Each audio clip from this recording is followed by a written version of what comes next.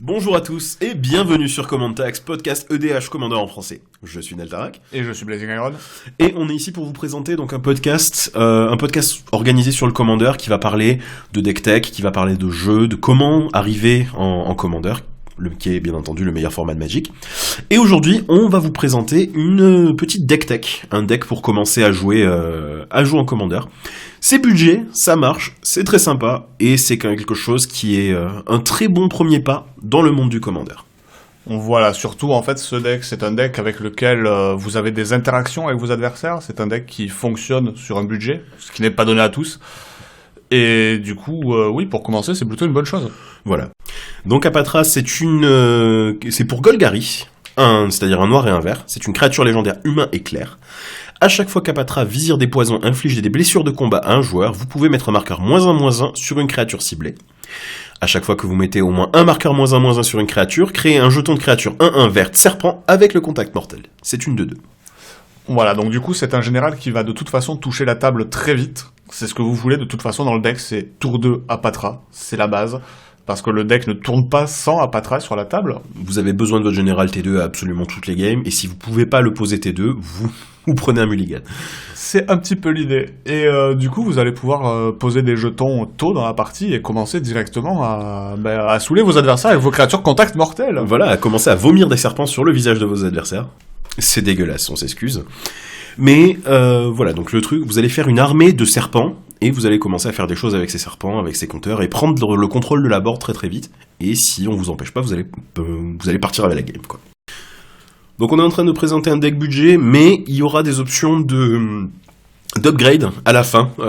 Si vous voulez mettre un peu plus d'argent dans le deck, il y aura des options de progression, puisque c'est très facile d'upgrade un deck vert token avec des cartes chères. Hein. Excusez-nous. On va vous parler vite fait des ratios du deck. Donc en général, dans un deck Commander classique, n'importe lequel, on va dire votre deck Vanilla, vous voudrez 10 cartes de pioche, 10 cartes de rampe, donc qui permettent de poser des terrains ou d'accélérer votre jeu en vous donnant plus de mana. Des cultivés, des portées du Kodama, des Sol Ring. Voilà, aussi. Croissance luxuriante, aussi. Sol Ring classique. Vous voudrez environ 5 à 6 spot removal, donc quelque chose qui dit détruisez la créature ciblée, détruisez l'artefact ciblé, ce genre de choses. Bourgeonnement de mort dans ce deck par exemple, enfin bref, des cartes qui servent à ça. C'est un mauvais exemple parce que ça fait les deux, mais c'est un très bon exemple. On y reviendra. Et vous voudrez environ 2 à 3 board wipes, en sachant que donc, les board wipes c'est détruisez toutes les créatures, détruisez tous les artefacts, c'est la mass removal vraiment. Et voilà, après à partir de là, vous avez juste de la synergie avec votre général et normalement vous êtes bon à partir. Voilà, c'est le squelette du deck. Si vous n'avez pas une excellente raison de changer cette formule, ne le faites pas. Donc, ce deck est un petit peu différent, puisque c'est un deck token, qui va pas avoir exactement les mêmes besoins qu'un deck typique. On aura par exemple besoin d'un peu moins de board wipe fréquemment, et on est par contre assez lourd niveau removal, parce qu'on veut pouvoir passer, on veut pouvoir attaquer, on veut pouvoir faire des choses. On a donc, dans ce deck Apatra, on a 8 cartes de pioche, 8 cartes de rampe, on a 11 spot removal, c'est lourd. C'est à peu près le double de ce qu'on demande normalement. 3 board wipe. 6 cartes qui vont nous permettre de gagner quand on a beaucoup de tokens, des effets vraiment des winco qui gagnent la partie. Et ensuite 29 cartes qui synergisent plus ou moins avec le commandant et ou les marqueurs -1/-1. Voilà, en sachant que 29 cartes ça fait beaucoup. Généralement à partir d'une vingtaine vous êtes bien. Et après vous avez certains decks aussi qui ne se basent pas vraiment sur leur général, mais là encore une fois Apatra est central au deck. Voilà, vous avez certains decks qui mettent juste leur général en command zone pour avoir accès à une combinaison de couleurs et qui jouent good stuff, c'est-à-dire qui jouent plein de cartes très solides toute seule. Oh. Thrasios et Vial Smasher. Ouais, c'est particulier ça quand même. Excusez-nous, on devrait pas parler de saleté ici. On s'excuse, on a glissé. Et donc, maintenant qu'on a fini de blablater sur l'introduction, on va finir par vous parler des cartes, de ce qu'on a mis dans le deck, c'est quand même bien. C'est bien d'être précis aussi, effectivement. Voilà. Donc la première, on va faire les cartes par catégorie. C'est-à-dire qu'au lieu de les faire genre par coup de converti de mana, on va les faire par thème. Et le premier thème, ça va être des effets de redondance. Quand on vous a dit que le deck ne tournait pas sans Apatra, et quand même si c'est vrai absolument tout le temps, c'est pas un très très bon deck, donc on a quelques effets qui nous permettent d'assurer le coup s'il n'y a pas Apatra, ou bien de doubler l'effet d'Apatra si on a Apatra et cet effet sur la board pour encore plus de tokens et de marqueurs. Voilà, de toute façon, dans ce genre de deck, vous voulez de la redondance, parce que sinon, à chaque fois, vos adversaires, ils vont très très vite comprendre, et à chaque fois que votre général va toucher le board, il va prendre un removal, et puis au bout d'un mois, vous pourrez juste plus jouer du tout. Bon, t'as pris Apatra, tu vas la sacrifier, et il va se passer ça à tous les tours, et puis vous allez être très très triste, parce que vous allez avoir une 2-2 pour 10, et que généralement, ça la fout mal. Voilà, donc du coup, là, il y a 2 enchantements qui font cet effet-là. Oui, on a donc, le premier, ça va être Nid Scarabée, c'est pour 2 et 1 noir. À chaque fois que vous mettez au moins un marqueur -1/-1 sur une créature, créez autant de jetons de créatures 1/1 noir insecte. Ce qui est plus fort qu'Apatra, parce qu'Apatra, vous posez plusieurs marqueurs en une seule fois, vous mettez un seul serpent en jeu. Voilà, tandis que là, si vous mettez genre 18 marqueurs sur une seule créature, vous allez faire 18 insectes. Et ça fait beaucoup. Alors ils ont pas le contact mortel, mais c'est pas mal quand même. Et en plus de ça, il y a Défense Abondante, qui est une carte d'enchantement à nouveau, donc pour 4 et 1 vert. À chaque fois qu'un marqueur -1/-1 est placé sur une créature, vous pouvez mettre en jeu un jeton de créature 1/1 verte, elfe et guerrier. Donc voilà, on reste dans le thème, genre les serpents, les scarabées, les elfes, on est sur des petits trucs chiants. C'est ça, exactement, plein de petites saloperies. Et relativement dégueulasses, voilà, c'est ton sur ton. Donc ces 2 effets vont vous permettre de vous sauver la peau quand il n'y a pas Apatra, ou d'avoir une board absolument indécente quand il y a Apatra. Ce qui est l'objectif au final, rappelez-vous. C'est complètement l'objectif, on vous a promis de vomir des tokens. Ensuite, on va avoir donc une dernière carte avec ce genre d'effet, ça va être l'Infestation de Lucille Impériale, au passage top la traduction. C'est une carte pour 2 et 1 noir, c'est un enchantement toujours. À chaque fois qu'une créature est mise dans un cimetière depuis le jeu, si elle avait un marqueur -1/-1 sur elle, mettez un marqueur -1/-1 sur la créature ciblée. À savoir, quand il y a marqué mise dans le cimetière depuis le jeu, en termes de Magic moderne, ça veut dire qu'elle meurt, donc ça marche sur les tokens. C'est l'ancien texte. Voilà. Donc là, c'est un peu différent parce ça ne fait pas de jetons en soi. Mais par contre, ça fait des marqueurs -1/-1, et donc avec les autres cartes dont on vient de parler, ça fait de toute façon des jetons en plus. Voilà, donc là on va arriver sur les effets qui permettent de booster le nombre de marqueurs -1/-1, et de profiter de Apatra et de profiter des autres effets pour faire une armée de tokens.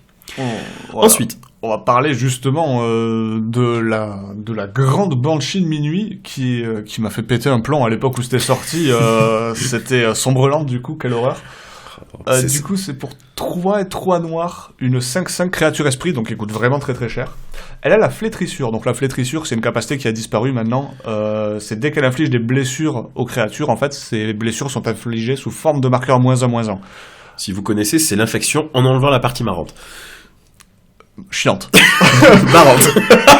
Et donc du coup, déjà, en elle-même, à chaque fois qu'elle va se battre avec une créature, en fait, la créature contre qui elle se bat va prendre 5 marqueurs -1/-1. Mais ce n'est pas fini, parce que l'effet rigolo, c'est, au début de votre entretien, mettez un marqueur -1/-1 sur chaque créature non noire. Alors, les serpents qui sont générés par Apatra sont verts. Il n'y a pas de noir dedans, donc les serpents vont prendre un marqueur -1/-1. Et ils vont mourir, mais ils vont refaire des serpents. Voilà, parce que si jamais vous avez Apatra en jeu, Apatra est noir, donc il n'y a pas de souci, prendra pas de marqueur. Mais par contre, tous les serpents vont prendre un marqueur et vont se remplacer, entre guillemets. Voilà. Et si vos adversaires ont une board, vous allez rajouter des serpents, encore une fois. C'est très drôle. C'est très violent. Sur la table, ça fait toujours peur. Voilà, c'est efficace. Alors, dans le même genre très efficace. Et toujours qui fait peur. Et toujours qui fait peur. ça va être beaucoup le thème, ça aussi. Le démon Carnifex, c'est pour 4 noir. C'est une créature, donc démon, qui a le vol, c'est une 6/6. Le démon Carnifex arrive sur le champ de bataille avec 2 marqueurs -1/-1 sur lui, et pour un mana noir, retirez un marqueur -1/-1 du démon Carnifex, mettez un marqueur -1/-1 sur chaque autre créature. En gros, c'est à peu près la même chose que la Banshee de minuit, mais il faut payer un mana noir. Voilà, et après il faudra repayer à Patra, parce qu'il y a bien un moment où il va repartir en command zone, et oui. Voilà. Mais globalement, déjà, le démon Carnifex, déjà, il n'arrive pas tout seul. Il arrivera avec des serpents, ou des elfes, ou des scarabées, ou quoi que ce soit d'autre, parce qu'il arrive avec des marqueurs -1/-1. Voilà. Et c'est une 4/4 vol, et très vite, c'est une 6/6 vol, et en commandeur, ça compte. Vraiment. C'est ça. Ça commence à claquer des grosses patates, et puis surtout, ça rase plus ou moins le board à terme. Ça rase très vite le board. Pardon. Beaucoup de commandants qui sont genre menaçants, ils ont genre 2 d'endurance, 3 d'endurance, allez 4 d'endurance si jamais c'est un gros. Mais Et en plus de ça, quelque part, vous vous dites oui, mais bon, ça va, il le fait que 2 fois. Mais non, parce que du coup, vos marqueurs, c'est pas sur la créature adverse ciblée que vous pouvez les mettre avec Apatra, c'est sur n'importe quelle créature, et donc vous pouvez recharger votre démon Carnifex. Et voilà, vous pouvez avoir Apatra qui mord un joueur, et puis qui charge le démon Carnifex pour faire encore plus de serpents, qui va faire encore plus de serpents. Bref, voilà. C'est un cercle vicieux qu'on aime beaucoup. Bah là, le deck, en même temps, il est vicieux, hein. Cercle vicieux, le deck. Alors, mais parfois, de temps en temps, il y a des... Moi, vraiment, le truc que je supporte pas, c'est quand les adversaires veulent pas prendre leur baffe. Ah, moi, j'avoue, j'aime pas quand ils jouent, les gens. Non, moi non plus, c'est vraiment... C'est mal poli, je trouve. Voilà. Et donc, du coup, il y a une solution, en fait, pour éviter que les gens évitent les claques, justement, pour que Apatra puisse les mettre. C'est la cape de Harry Potter, la cape de Frémissois. Pour 3, c'est un artefact d'équipement. La créature équipée ne peut pas être bloquée et a le linceul. Et c'est un coût d'équipement de 2.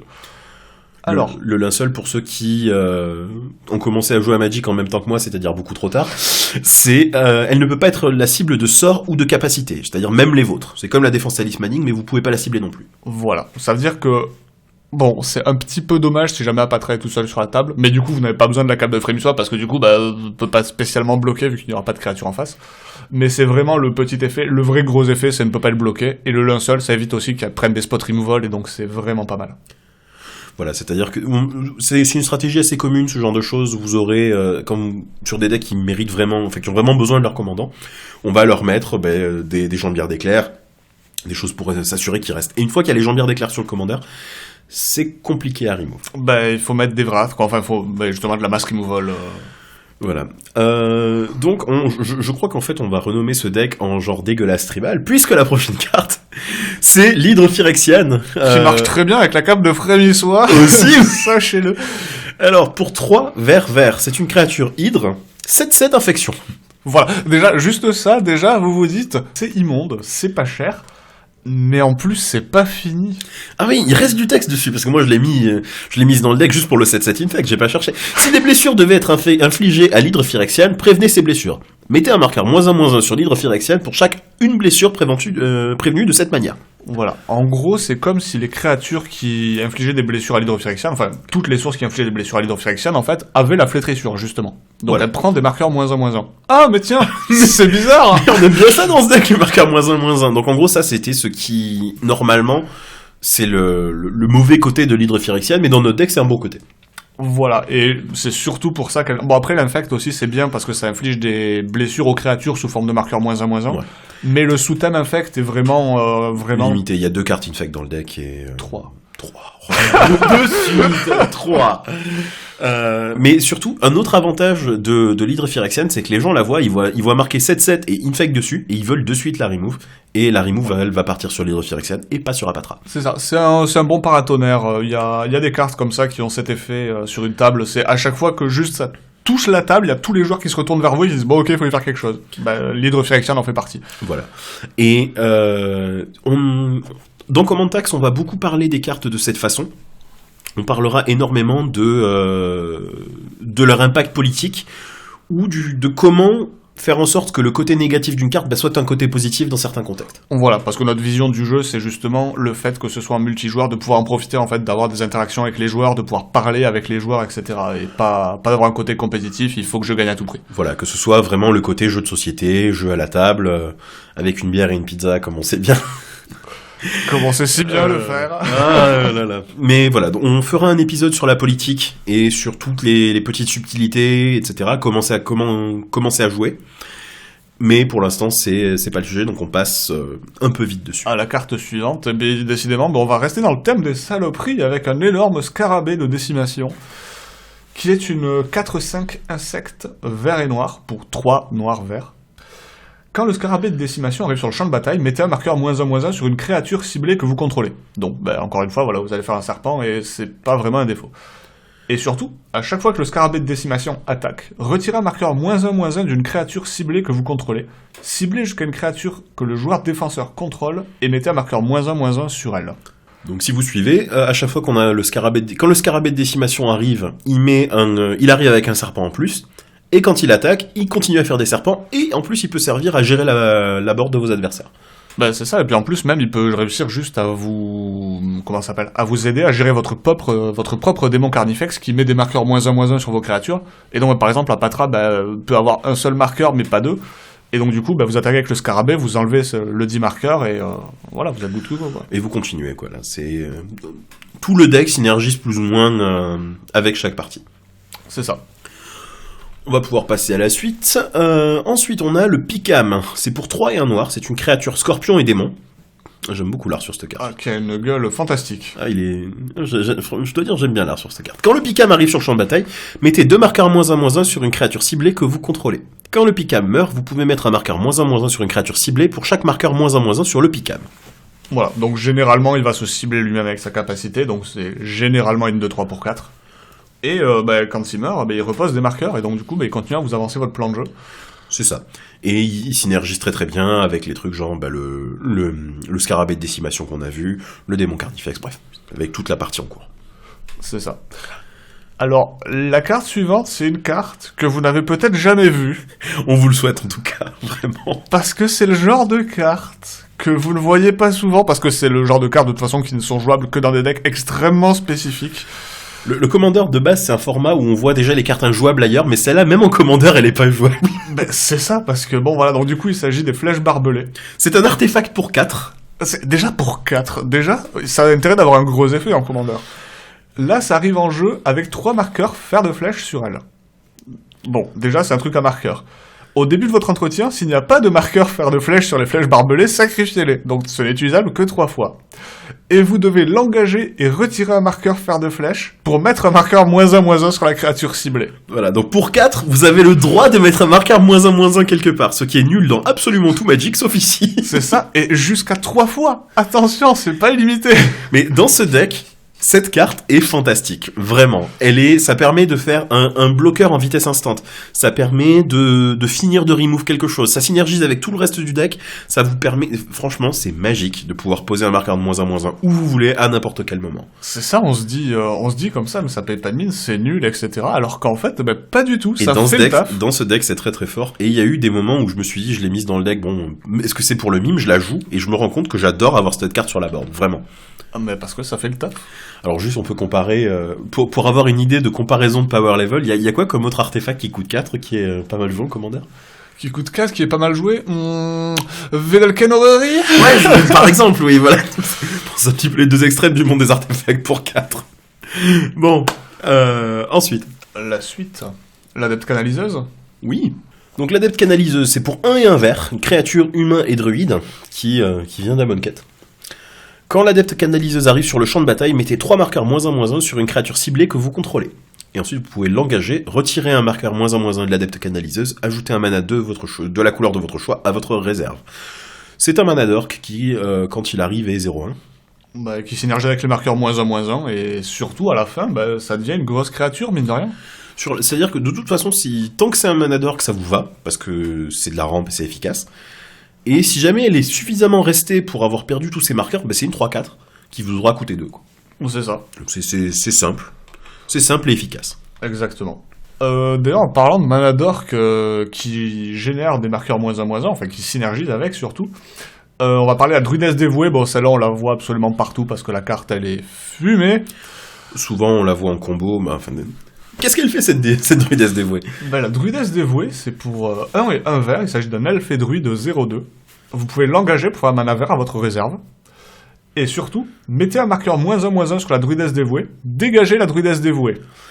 Voilà, donc de base, quand il y a une carte magique qui dit quelque part dégager cette carte dessus, on s'inquiète. Sans coût énorme, surtout. C'est vraiment juste mettre un marqueur -1/-1 dessus, c'est pas énorme. Et là, en plus de la patra, ça avance le plan de jeu. Voilà, donc c'est faites un token 1/1, dégagez la druidesse dévouée. C'est ça. Parce qu'à la base, surtout, c'est pour faire 2 mana en fait, en une fois, et après tout le reste du temps, elle s'engage pour 1. Mais bien évidemment, son usage a été un peu perverti, et elle a un petit peu dégénéré, quoi. Disons que quand ils ont imprimé une commune, ils s'attendaient pas à ce que ça fasse beaucoup de decks infinis avec. Bref, il y a une autre carte qui permet de... C'est quoi, c'est le Vizir des Remèdes? Ah oui, Vizir of Remedies, qui empêche de mettre des marqueurs -1/-1, du coup en fait c'est infini.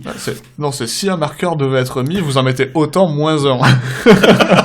Et du coup, 1 moins 1, ça fait 0. Et donc, du coup, vous pouvez juste la dégager, ça fait mana infini. Voilà. C'est un combo infini avec 2 cartes en Selenia, c'est marrant.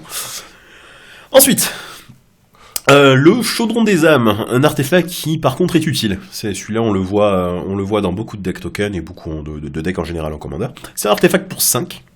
Choisissez quand vous l'engagez, choisissez n'importe quel nombre de créatures ciblées. Chacune de ces créatures acquiert la persistance jusqu'à la fin du tour. Et c'est la persistance, c'est quand cette créature meurt, si elle n'avait pas de marqueur -1/-1 sur elle, renvoyez-la sur le champ de bataille sous le contrôle de son propriétaire avec un marqueur -1/-1 sur elle. Voilà. Alors, juste petite subtilité sur cette carte, elle ne marche pas sur les tokens. La carte doit toucher le cimetière pour avoir le droit d'avoir la persistance, et les tokens ne touchent pas le cimetière. Voilà. Donc, mais par exemple, vous avez Apatra sur la board, vous avez d'autres créatures, vous avez le chaudron des âmes, et un adversaire dit tiens, voilà, je vais détruire le board.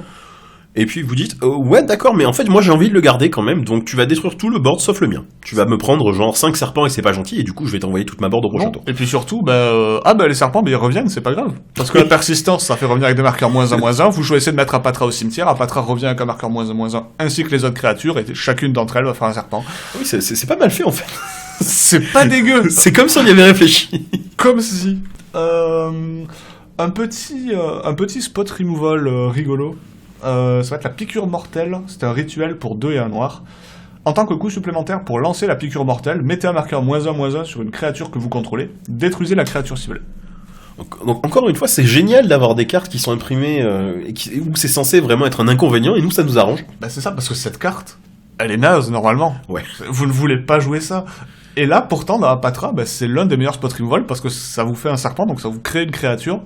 Est-ce que vous joueriez une carte où il y a marqué dessus, genre, créez un serpent 1/1 contact mortel, détruisez la créature ciblée pour 3? Oui, voilà. Je crois que oui. Normalement, oui. A priori, la réponse est oui. Alors ensuite, là on arrive sur des cartes qui sont un peu plus communément jouées, qui font plus partie des cartes qu'on a l'habitude de voir en Commander.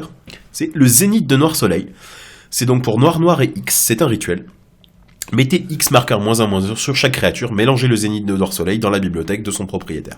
Alors c'est rigolo parce que moi cette carte-là, je l'avais je l'avais lu de Traviole avant de la voir dans le deck Apatra. C'est que je me suis dit, ça met juste -X à toutes les créatures. Mais il y a une carte comme ça en plus. Mais oui, enfin il y en a plein en noir justement pour faire péter les créatures indestructibles.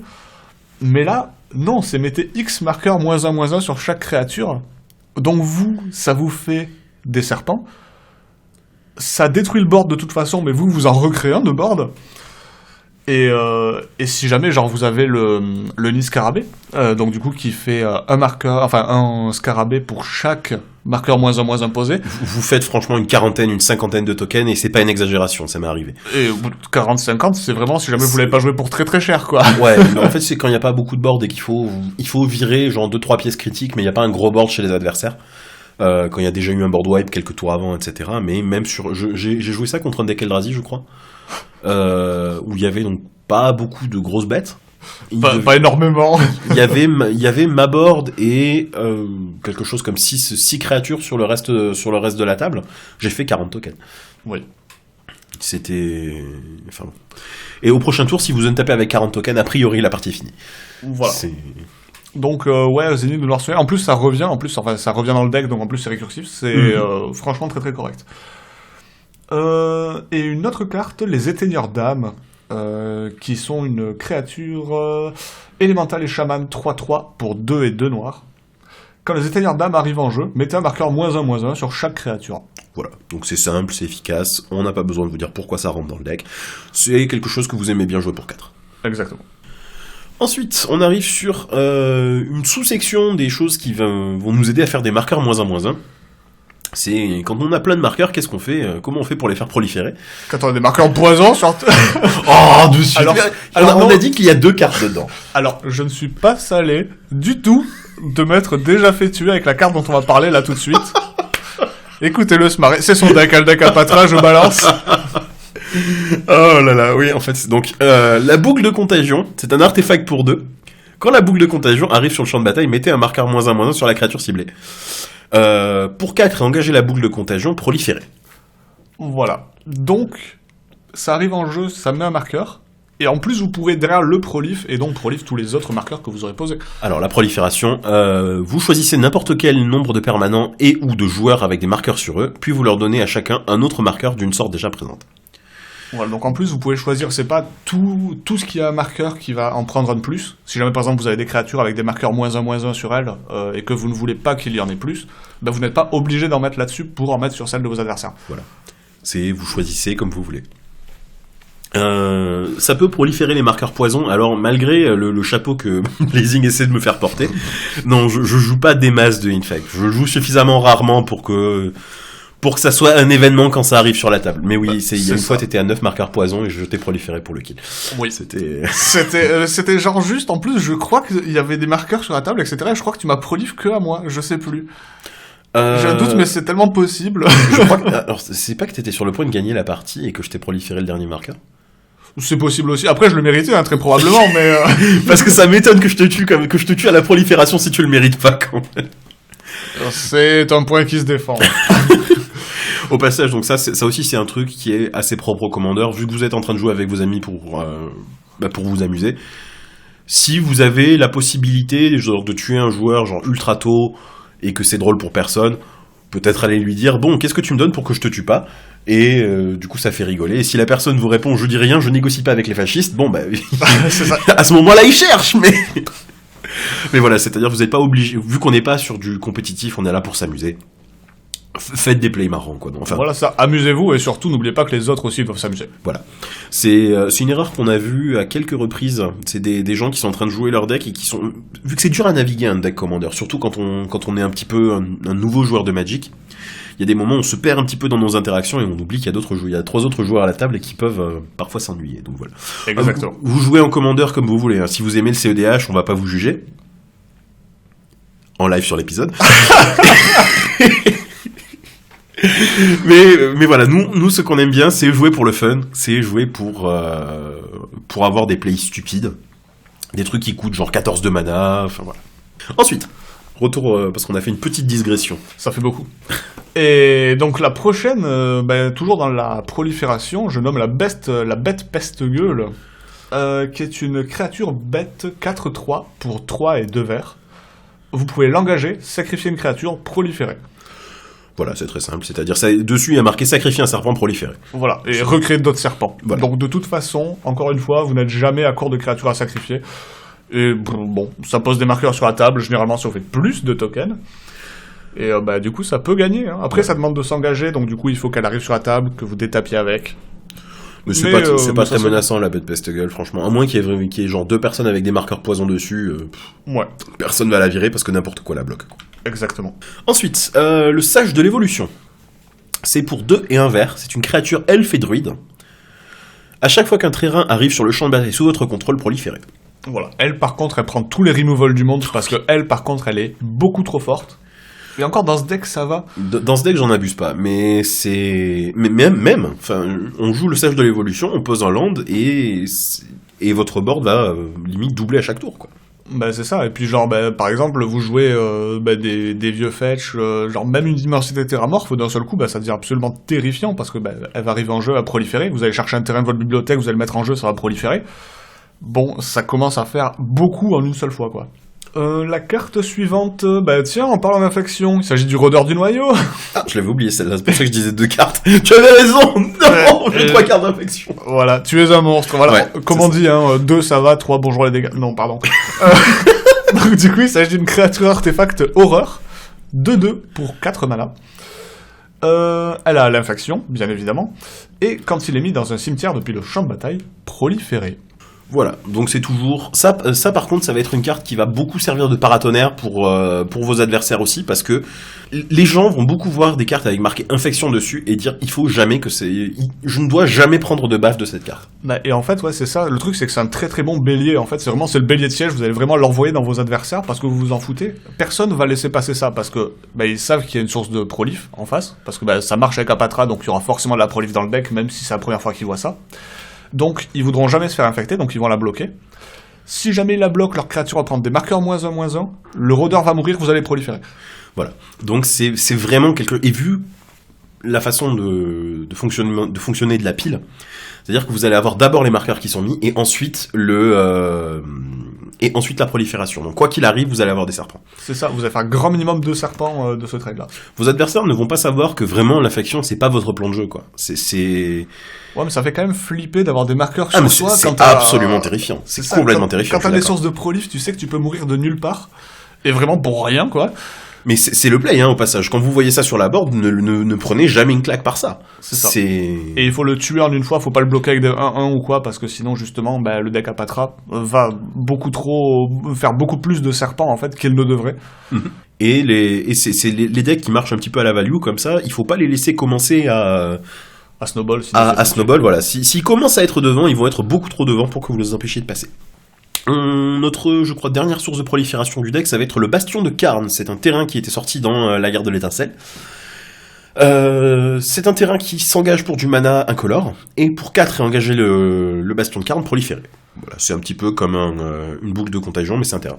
C'est ça, et c'est un terrain qui n'arrive pas en jeu engagé. Le fait que ça joue de l'incolore, c'est pas grave, dans un deck bicolore, franchement, vous en foutez. On sent ça. Donc oui, très bonne source de prolif, ça aussi. C'est le genre de choses en plus que les gens ne voient pas, qu'ils oublient. Vous savez, vous le jouez en début de partie, vous le mettez au milieu de vos forêts. Non, c'est bon, t'en fais pas. J'engage des forêts, juste. Voilà, c'est pas grave. Il a caché ses langues. Donc ouais, voilà, bonne source de prolif. Donc on va changer de section parce que bon, les marqueurs -1/-1, c'est sympa, ça tue les créatures, ça fait des serpents, mais tout seul, c'est pas ouf quand même. Donc on peut en faire plein de trucs. On peut en abuser complètement.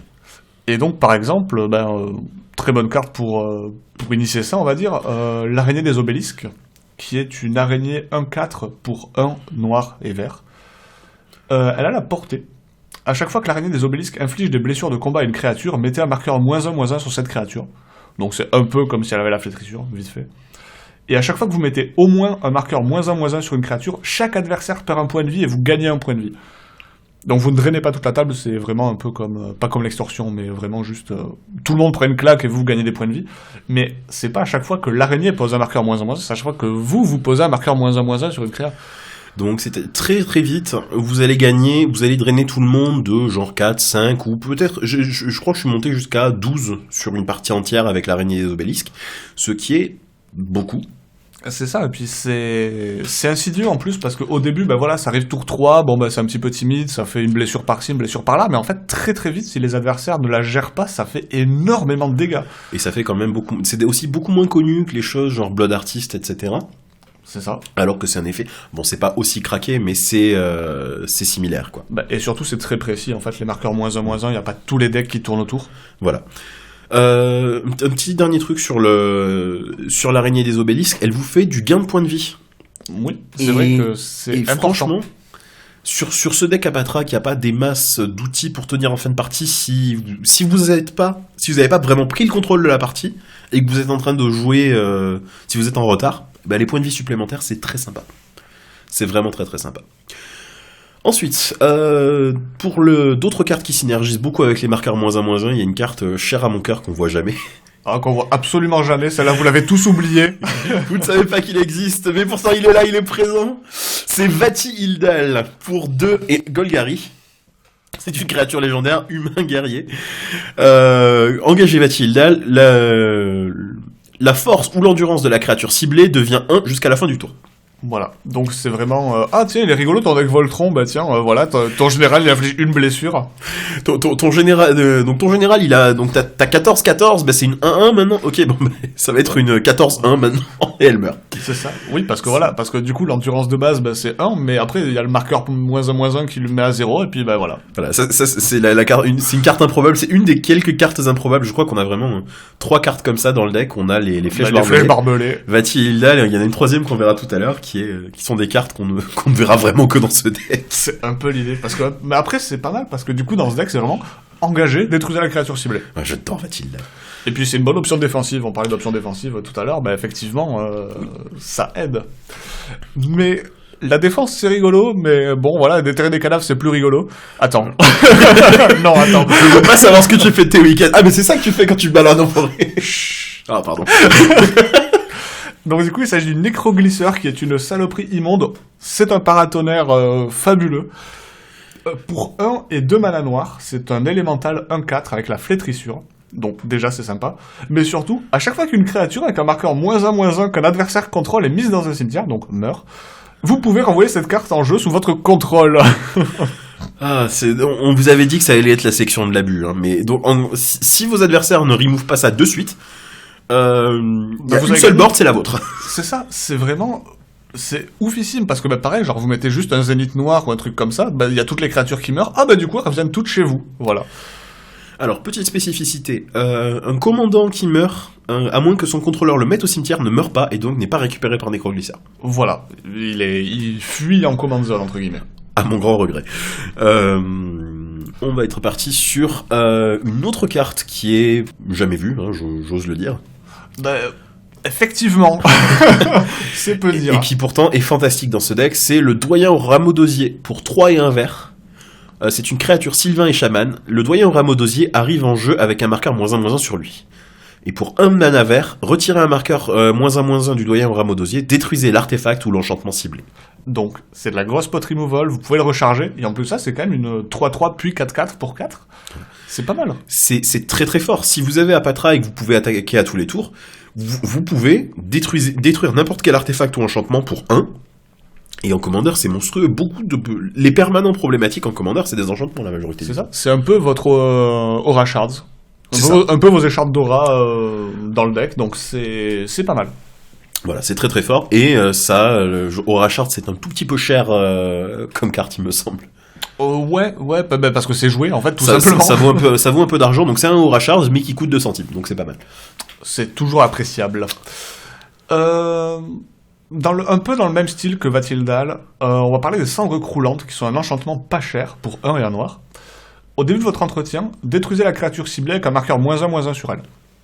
C'est simple, ça détruit une créature par tour. Parce que les marqueurs -1/-1, bien évidemment, il y en aura tout le temps sur la board. Le problème, c'est que vous n'avez pas le choix. C'est-à-dire que s'il y a un seul marqueur -1/-1 sur une créature, et que c'est une de vos créatures, elle meurt.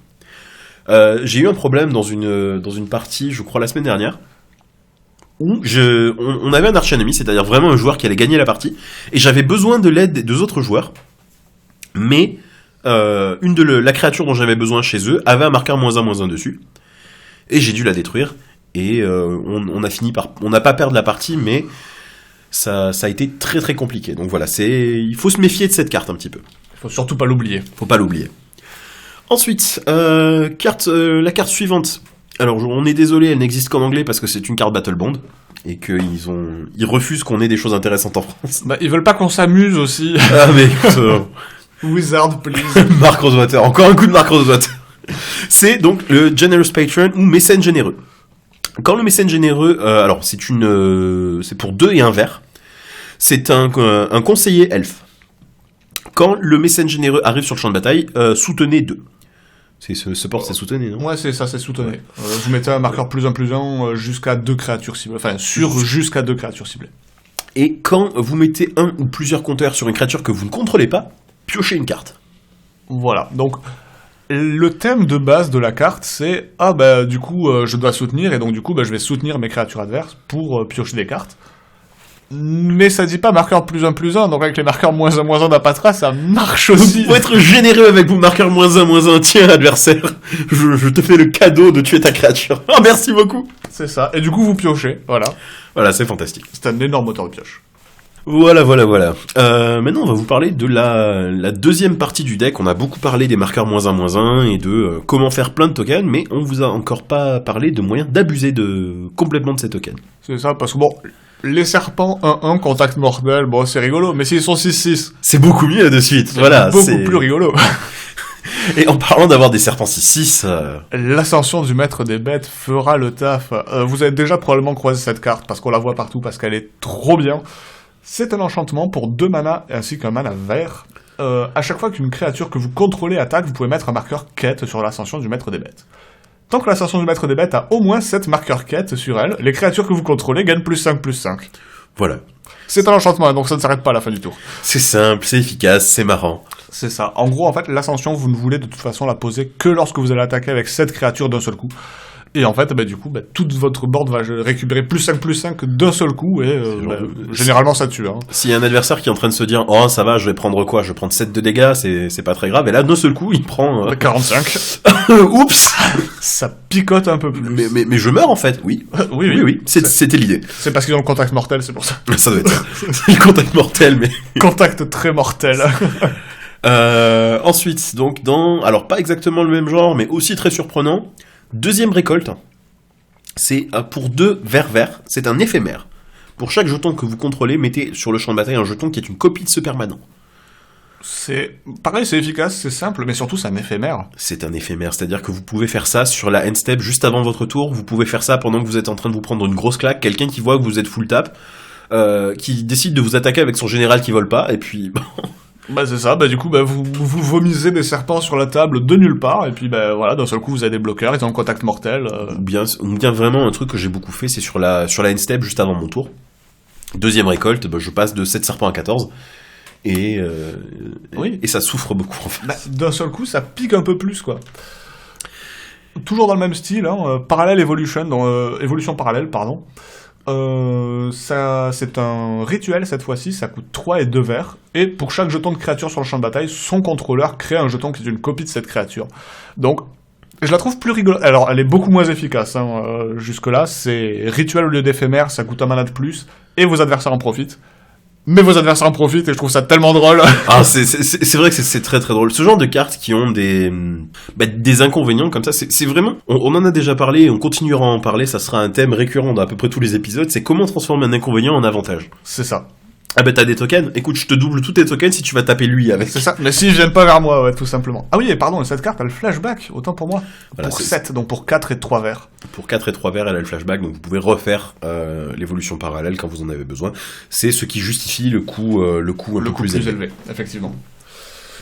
Mais voilà, double token encore une fois. Alors ensuite, niveau manque de respect, là on arrive sur une carte un tout petit peu plus chère, c'est-à-dire qu'on est passé de carte à 2 centimes à carte à 1 euro, attention. 1 euro, celle-là ? Overrun ah merde. Mais vous ne saurez jamais pourquoi cette erreur est arrivée. Vous n'avez rien entendu, donc bon, allez. Overrun. Envahissement. C'est un rituel pour 2 verts. Les créatures que vous contrôlez gagnent +3/+3 et le piétinement jusqu'à la fin du tour. On est horrible à garder des secrets.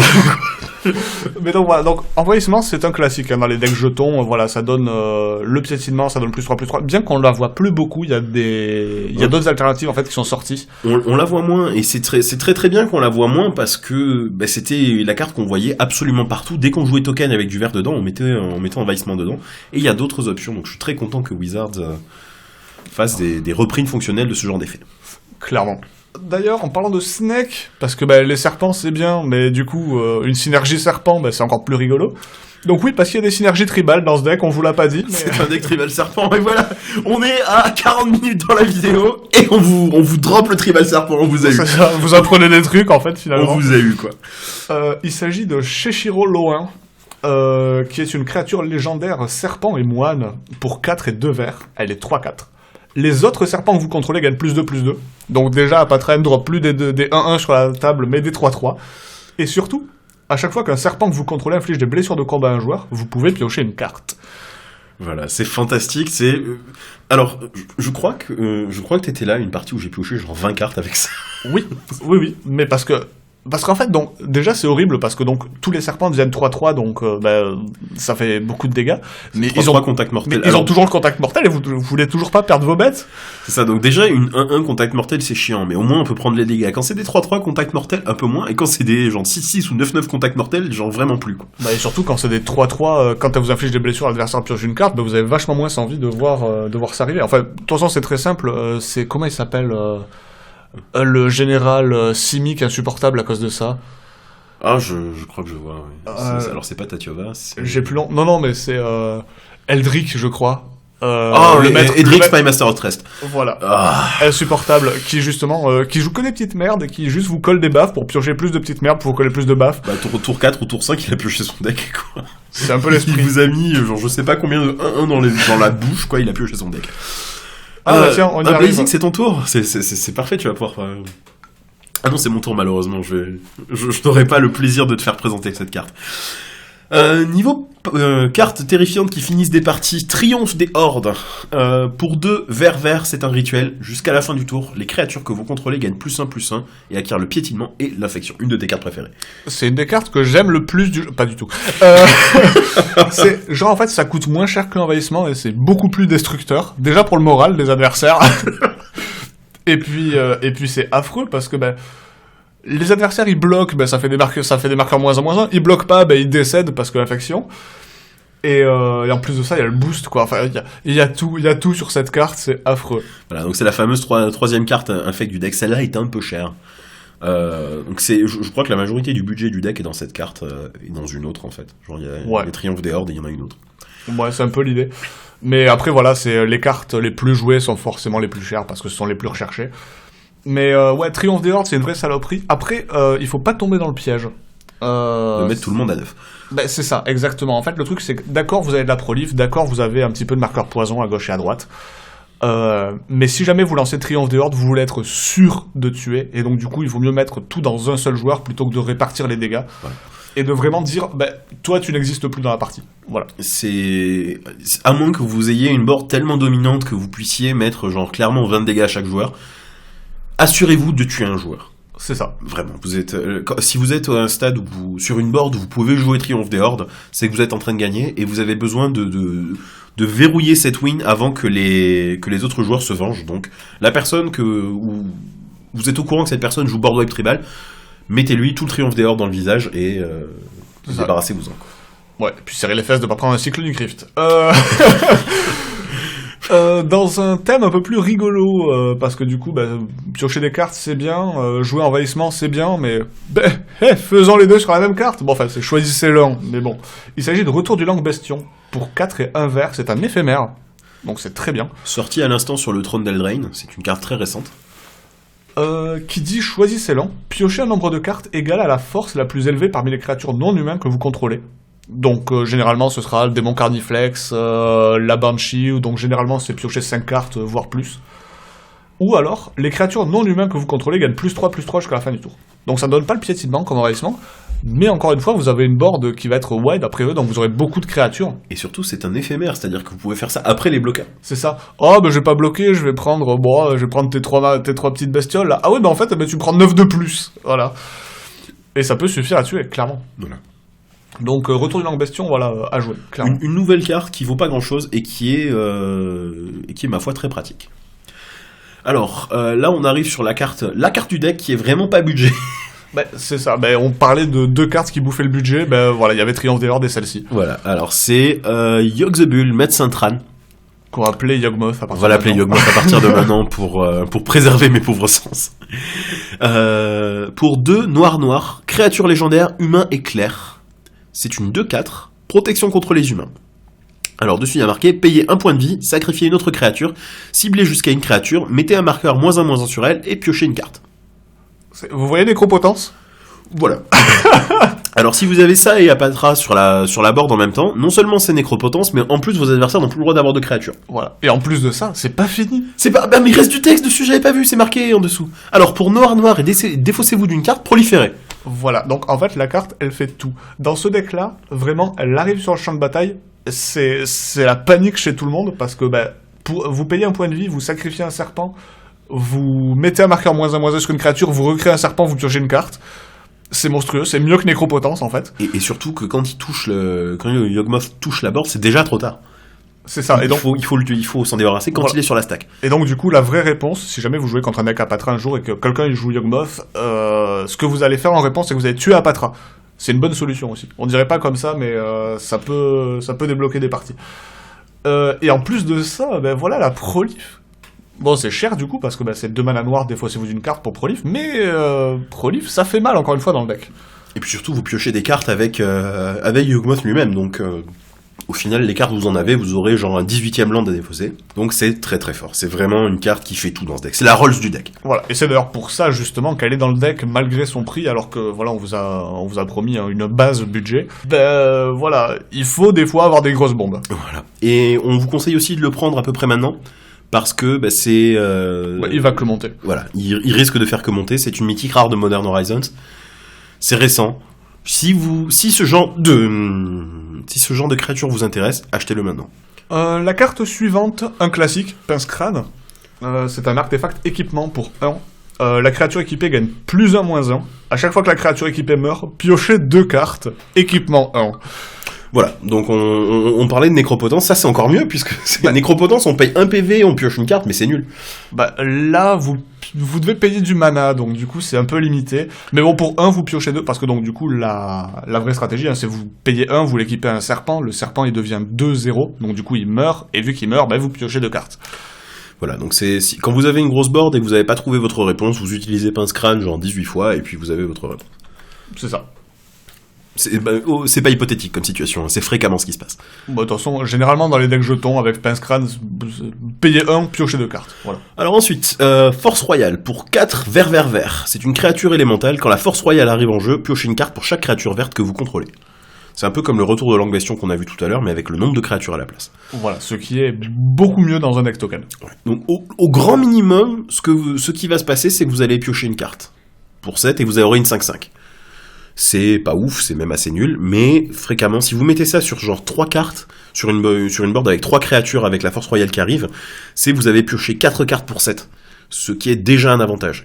Et en plus, donc vous piochez 4 cartes pour 7 et vous avez une 5-5 en cadeau. Donc dès que vous faites ça, où vous avez plus de 4 cartes sur la board, ça devient genre obscène niveau carte d'avantage. Elle synergise pas vraiment avec le reste du deck, mais enfin, si la pioche, mais genre une fois qu'elle est en jeu, après c'est juste une 5-5 vanilla, mais ça peut faire la diff. Une créature par contre qui va faire la diff quoi qu'il en soit, Crogivre d'Oran, il s'agit d'une créature neigeuse, suffisamment rare pour être notée. Serpent, c'est une 2-6 pour 3 et 2 verts. Les créatures attaquantes que vous contrôlez ont le contact mortel. Bon, c'est déjà le cas de la plupart de vos créatures, parce que le gros de vos forces, ça va être des petits serpents créés par Apatra. Mais bon, c'est toujours appréciable. Mais surtout, à chaque fois qu'une créature que vous contrôlez inflige des blessures de combat à un joueur, piochez une carte. Voilà. Ça, c'est très vite, très fort. Il faut s'en débarrasser de suite, sinon vous allez enterrer vos adversaires dans le card advantage.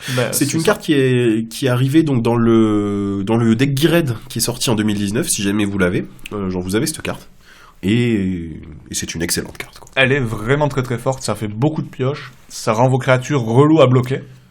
Et même le moindre elfe de la Noire ou même le moindre Malador qu'en fait devient dangereux. Donc, excellente. Bon de l'évolution, c'est une carte pour 1 et 1 vert, c'est un enchantement. Pour un mana vert, sacrifiez une créature, révélez les cartes du dessus de votre bibliothèque jusqu'à ce que vous révéliez une carte de créature, mettez cette carte dans votre main et le reste en dessous de votre bibliothèque dans un ordre aléatoire. Ça vous fait comme si vous piochez forcément des créatures, en gros. Voilà. C'est, au passage, vu que le deck n'est pas construit pour avoir quelque chose genre coste de gestation, j'avais coste de gestation dans ce deck au début, je l'ai sorti pour mettre bon de l'évolution. Pour vous dire que parfois, c'est pas toujours le porte-monnaie qui parle, quoi. C'est ça, parce que bon de l'évolution, là, c'est fort, mine de rien. Pour un mana vert, vous sacrifiez un truc qui n'a absolument aucune importance, donc votre serpent, et vous allez piocher une carte. Enfin, vous allez piocher forcément une créature, donc c'est encore mieux. Vous n'allez pas piocher des terrains ou quoi. Donc, bon de l'évolution, carte mésestimée, je trouve, qu'on voit pas souvent. Mésestimée. Dans un deck token, je la trouve nécessaire. Clairement. Une autre carte qui est très très bien dans les decks tokens, mais celle-là qu'on voit vraiment beaucoup plus souvent. Chemin de la découverte, il s'agit d'un enchantement pour 3 et 1 vert. À chaque fois qu'une créature arrive sur le champ de bataille sous votre contrôle, elle l'explore, tout simplement. Donc explorez, révélez la carte du dessus de votre bibliothèque, mettez cette carte dans votre main si c'est un terrain, sinon elle reste au-dessus de la bibliothèque, et mettez un marqueur +1/+1 sur cette créature. Et vous pouvez choisir cette carte n'est pas obligée de rester sur le dessus de votre bibliothèque, vous pouvez choisir de la garder ou de la mettre au cimetière. Ah oui, pardon, autant pour moi. C'était la mécanique d'Ixalan. Voilà, et donc du coup, vos serpents vont arriver soit de 2, soit vous avoir épuré vos terrains, enfin les avoir épurés vers votre main, donc c'est encore mieux. Et en plus de ça, une créature qui a un marqueur +1/+1, c'est une créature qui peut recevoir un marqueur -1/-1 de plus. Voilà, c'est tout ce que vous voulez faire, c'est génial. Donc vraiment très très bien. Dans le même genre, elle a un petit peu monté celle-ci quand même. Elle valait des centimes à l'époque où on a fait le deck. Maintenant, elle vaut apparemment un peu d'argent. C'est l'invasion de la Horde de l'Effroi pour 1 et 1 noir. C'est un enchantement. Au début de votre entretien, vous perdez 1 point de vie et amassez 1. Amasser, c'est mettez un marqueur +1/+1 sur une armée que vous contrôlez. Si vous n'en contrôlez pas, créez d'abord un jeton de créature 0/0 noir, zombie et armée. À chaque fois qu'un jeton zombie de force supérieure ou égale à 6 que vous contrôlez attaque, il acquiert le lien de vie jusqu'à la fin du tour. En gros, c'est juste là pour vous permettre de mettre des marqueurs -1/-1 dessus. En plus. Bah c'est ça, ça fait une créature par tour, parce que généralement, soit vous allez la sacrifier, soit elle va prendre un marqueur -1/-1 et elle va décéder. Et si vous avez décidé de la laisser comme elle est, ben, assez vite, franchement, au final, si vous droppez ça genre deuxième tour, ou troisième tour du coup, vu que vous jouez à Patra au deuxième, troisième tour, vous jouez ça, et vous allez très vite avoir une 6-6 qui va être, où les gens vont pas vouloir mettre de la removal dessus, parce que ben, c'est juste un jeton. C'est ça, et de toute façon, il va revenir. Et il y a eu des moments où il suffit de frapper une fois alors que c'est une 6-6, et c'est une 6-6 lien de vie, c'est important. Et ensuite, un terrain qu'on voit peu, je trouve, bizarrement. Je l'ai vu passer quand même, c'est... Oran Reef, du coup, le vaste bois. Il s'agit d'un terrain qui arrive sur le champ de bataille engagé. Vous pouvez l'engager pour faire du mana vert. Et vous l'engagez, vous mettez un marqueur +1/+1 sur chaque créature verte qui est arrivée sur le champ de bataille ce tour-ci. Voilà, donc si vous avez fait votre armada de serpents, ben vous avez que des serpents de 2.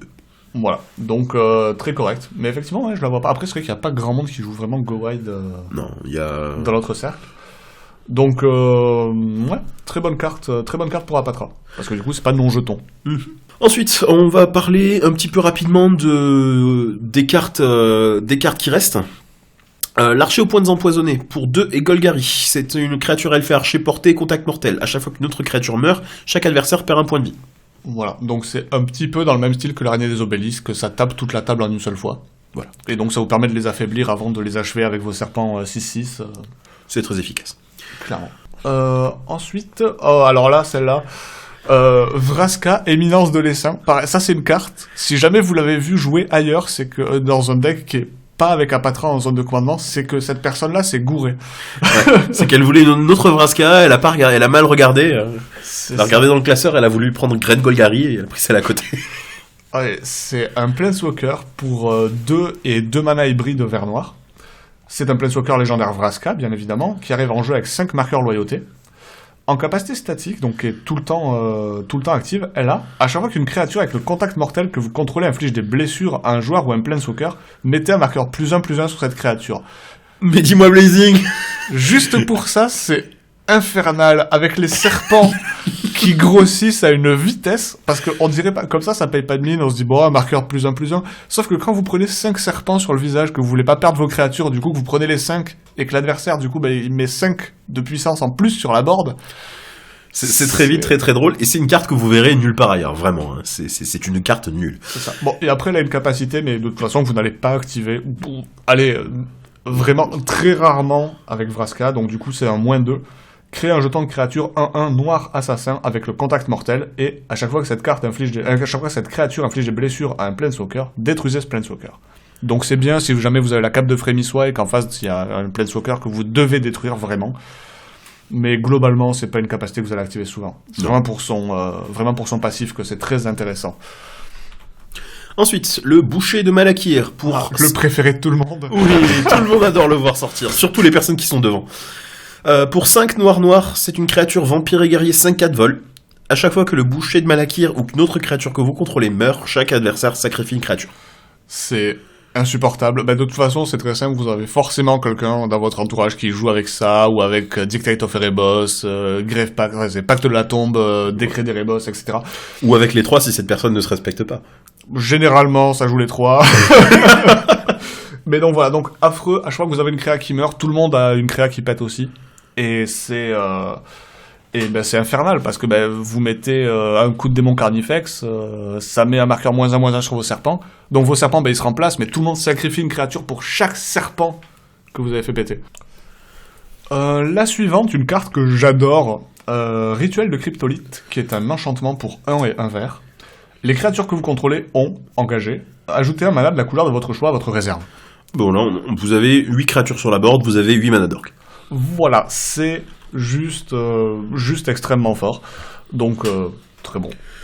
Il y a pas de miracle, il y a pas de mystère. Bon, Ensuite, saison des récoltes. Pour 2 et 1 vert, rituel, cherchez dans votre bibliothèque jusqu'à X cartes de terrain de base, X étant le nombre de créatures engagées que vous contrôlez, et mettez-les sur le champ de bataille engagé. Si vous avez attaqué avec 5 créatures, vous rampez de 5. C'est n'importe quoi. C'est n'importe quoi, c'est une carte qu'on voit pas. On la voit jamais, alors que dans les decks tokens, elle est fantastique. Et le truc génial, c'est que vu qu'on la voit pas, les gens s'y attendent pas. C'est ça. Exactement. Mais d'un seul coup, tu viens de ramper plus que le deck ramp contrôle. Ah, c'est fou. C'est impressionnant. Donc oui, voilà, c'est jouer saison de récolte. Vous jouez des tokens, jouez saison de récolte. Next, nous avons Attrition, un enchantement pour 1 et 2 noirs. Pour 1 mana noir, sacrifiez une créature, détruisez la créature non noire ciblée. Voilà, c'est très simple, c'est vos serpents, ça devient Determinate, quoi. Bah, ouais, c'est même mieux que Terror, quoi. C'est impressionnant. Donc, oui, c'est cramé. Ensuite, une nouvelle carte qui risque de traumatiser les joueurs récents qui sont sur Arena. En standard. Transformation de Kenrith pour 1 et 1 vert, c'est un enchantement aura. On enchante une créature. Quand la transformation de Kenrith arrive sur le champ de bataille, pioche une carte, donc ça se remplace. La créature enchantée perd toutes ses capacités et une créature noire, créature verte élan avec une force et une endurance de base de 3-3. Le retour des ailes. Pas les élans. Pas les élans 3-3, ils me poursuivent dans mes souvenirs. Non mais c'est très très bonne removal. Et surtout, si vous mettez ça sur le général adverse, je vais jouer mon super général, c'est Cozy Lake, Butcher. Non, je pense que tu voulais juste jouer un élan 3-3 pour 10 en fait. C'est ça, exactement. Bon après ça va, dès qu'il est joué, il fait quand même piocher, mais bon, ça reste un élan. Là, on va passer donc vite fait sur ces cartes, elles seront à l'écran, vous pourrez les lire. Défrichement Phyrexian, Summum de l'éternité, Ancêtre de la tribu Sakura, Témoin éternel. Voilà, donc ce sont des classiques, donc on les présente pas plus que ça. Idem, du coup, pour la rampe, vous avez toujours Anneau Solaire, Cherche au loin et Cultiver, qui sont des classiques. Voilà. Et puis ensuite, on va partir sur ce qui est removal vite fait, avec des choses comme Réveiller la bête. Toujours très classique, toujours très efficace. Poigne Crociane, Putréfié, dont on parle depuis un paquet de temps. Bourgeonnement de mort, qui est genre sous-joué, complètement sous-joué, c'est génial, c'est de la removal qui fait rampe. C'est ça, si jamais vous avez les couleurs, franchement, en EDH, mettez Bourgeonnement de mort, c'est beaucoup trop fort. C'est très très bien. Boue acide, Terrastodon. Ouais. Victimes de la guerre. Les victimes de la guerre, c'est très sympa. Si vous jouez en standard, vous la voyez, ça permet de remove. Vous aurez toujours plein de cibles à remove. Ça remove une créature, un enchantement, un artefact, un planeswalker. Vous aurez toujours des cibles en EDH. De toute façon, décimer et jouer. Ouais. Par exemple, qui est un peu l'équivalent Grul. Donc, victime de la guerre, voilà, pareil, c'est complètement jouable malgré le coût qui a l'air un peu élevé, vous en faites pas, c'est très fort. Ensuite, symétrie sournoise, c'est un des... vas-y, je te la laisse, elle est pour toi, quoi. Symétrie sournoise, je l'ai vu sortir, j'ai fait OK, dès que je vais jouer du noir dans un EDH, je vais jouer cette carte. C'est un rituel pour un mana noir. Choisissez 2 joueurs ciblés, donc vous pouvez vous choisir vous-même, c'est ce que vous ferez. Chacun d'eux cherche une carte dans sa bibliothèque, puis mélange sa bibliothèque et met cette carte au-dessus d'elle. Voilà, donc c'est un Vampiric Tutor, mais en rituel pour 2 joueurs. C'est beaucoup moins bien. C'est beaucoup moins bien. Et en fait, on dirait pas, mais c'est aussi beaucoup plus fort. Par exemple, vous avez besoin d'avoir un board clear de la part de quelqu'un. En fait, il y a quelqu'un qui est trop dangereux. Et vous dites, bon, ok, je vais m'associer avec un joueur, je vais lui faire chercher un board wipe. Donc, il va gâcher cette opportunité que je lui donne pour faire quelque chose que je veux faire. Et c'est lui qui va dépenser les ressources. Et en plus, il va vous remercier. Et ça, c'est génial. Voilà, symétrie sournoise, franchement... Jouez-la, si jamais vous êtes sur une table qui est un peu politique ou même qui ne l'est pas, si c'est sur une table pas politique, bon c'est dommage, mais vous aurez quand même du poids parce que c'est extrêmement fort. Ça sera votre occasion. D'aller faire chercher une carte à n'importe qui dans son deck et la mettre au-dessus de sa bibliothèque, donc en plus c'est lui normalement qui doit en profiter en premier et pas vous. Ouais. Et c'est énorme, et cette personne-là vous devra une énorme faveur. Alors qu'elle vous a sauvé, techniquement. Mais donc, c'est ce qu'on voulait dire par transformer les inconvénients en avantages. Voilà. On y revient. Ensuite, harmonisation, bon, on va pas en parler, c'est piocher 3 cartes, piocher 3 cartes pour 4. Et Vilis, courtier de sang, une carte, vraiment, récupérez-la avant qu'il continue de monter, parce qu'il va faire que monter. Pour 5, et noir, Nécropotence, quoi. Tout ça. Bah, c'est mieux que Nécropotence. Ouais. Pour 5 noir, vol, pour un mana noir et payer 2 points de vie, la créature ciblée gagne -1/-1 jusqu'à la fin du tour. Franchement, vous vous en foutez. À chaque fois que vous perdez des points de vie, piochez autant de cartes. Voilà. C'est un peu, les gens l'ont appelé le Griselbrand du pauvre, parce que Griselbrand, il est ban pour des raisons complètement évidentes. Vilis, c'est quand même une énorme 8/8 vol, qui peut faire de la removal sur le terrain, et puis surtout, dès qu'il est là, mais vous allez piocher votre deck, et si quelqu'un a le malheur de se dire, tiens, il faut qu'on tue ce joueur, et donc du coup, il faut qu'on l'attaque, pour chaque point de vie que vous allez perdre, vous allez piocher une carte. Ouais, c'est monstrueux. Franchement, prenez-le. C'est une carte où les gens en parlent assez peu. Bon, les gens commencent à se réveiller maintenant sur les cartes comme Vilis, mais vraiment, je ruez-vous dessus pendant qu'il est pas cher, quoi. C'est ça. Et puis de toute façon, ce sera jamais perdu, ou si jamais vous jouez noir à un moment, ça rentre dans le deck, quoi qu'il en soit. Ensuite, décret de souffrance, ça reste dans les cartes habituelles en noir. Oh, ça détruit de la créature relativement facilement. C'est pas... comment s'appelle cette carte? Damnation. Mais c'est un board wipe, quoi. Mais c'est un très bon board wipe. Donc voilà, ça c'est les cartes qu'on avait dans le Hapatra. Vous allez voir, donc il y aura la decklist juste en dessous.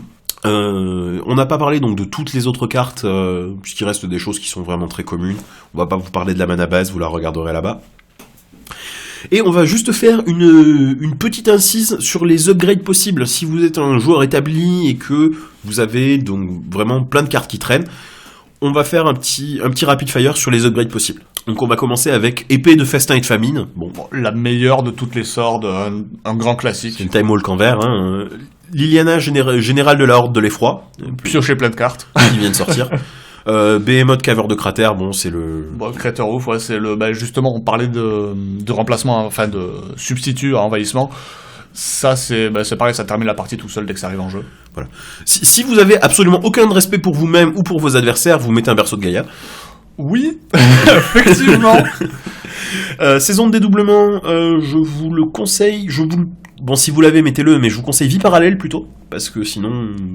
Apatra meurt quand on met un token dessus. Voilà, donc du coup, vous aurez plus de mal à mettre des marqueurs -1/-1 sur vos propres créatures, donc c'est un peu dommage.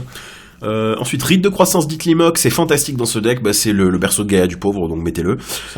Décret d'Erebos, pacte de la tombe, on en a parlé un peu plus tôt, voilà. Bon, c'est monstrueux. Âpre fleur aussi, Bitter Blossom, c'est très bien dans ce deck. Invasion de l'Horde de l'Effroi en mieux, parce que du coup, vous êtes certain de poser un jeton supplémentaire et pas forcément de booster un des jetons déjà existants. Voilà. Donc ça, c'est nos upgrades possibles si vous avez ou bien de l'argent à mettre dans un deck token et que vous voulez jouer ça, ou bien que vous avez les cartes qui traînent. Ce deck est vraiment très très sympa, même en budget, il tourne. À la base, je voulais juste faire un deck -1/-1 et j'avais genre 20 € à y mettre, et je me suis rendu compte qu'en y mettant un peu plus de 20 € maintenant avec Yawgmoth, etc., mais ça tourne en dessous de 30 €, vous aurez pas genre les grosses cartes dedans, mais ça tourne, c'est très fun, c'est une très bonne introduction au Commander. Et écoutez, voilà. Et ne vous en faites pas, surtout ce n'est pas un deck qui va vous faire détester de vos amis, parce que du coup j'ai déjà joué contre plusieurs fois et c'est un deck qui est intéressant. Encore une fois, les sources d'infect sont peu nombreuses et c'est pas le plan du deck, donc du coup c'est pas gênant. Il y a beaucoup de destruction de créatures, mais justement c'est le moment de devenir politique. Je remove pas ton général et tu me l'envoies pas. C'est ça. Tu me l'envoies pas dans la bouche. Ou sinon, je te remove pas ton général, mais du coup, tu me laisses le mien. Ouais. Voilà, donc c'est un très bon deck d'introduction au Commander. Si vous découvrez ce monde-là et que vous aimez les tokens, jetez-vous dessus. C'est très sympa. On espère que cette petite deck tech vous a plu. On est en train de vous préparer donc un épisode sur la politique, un épisode sur comment commencer à jouer en Commander si jamais on n'a pas de pod, où aller, quoi faire, et plein d'autres choses. Si vous voulez voir donc plus de contenu comme ça, plus de deck tech, parce que a priori on fera toutes les deck tech des decks que nous on joue pour commencer dans notre pod. S'il y a des produits intéressants en Commander, on va les suivre.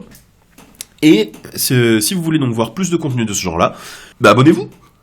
Mettez un pouce bleu, abonnez-vous, mettez la cloche. Voilà, c'est bon. Ça arrache la gueule à dire quand même. C'est vilain.